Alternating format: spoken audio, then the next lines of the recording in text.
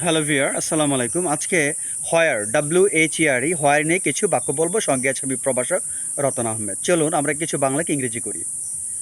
আমি জানি তিনি কোথায় বাস করেন। I know where he leaves.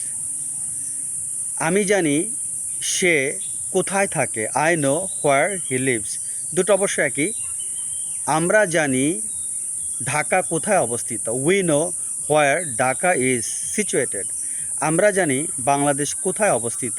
We know where Bangladesh is situated. আমি জানি খুলনা কোথায় অবস্থিত। I know where Khulna is situated. আমি জানি শহীদ মিনার কোথায় অবস্থিত। I know where Shaheed Minar is situated. তিনি জানেন ঢাকা মেডিকেল কলেজ কোথায় অবস্থিত।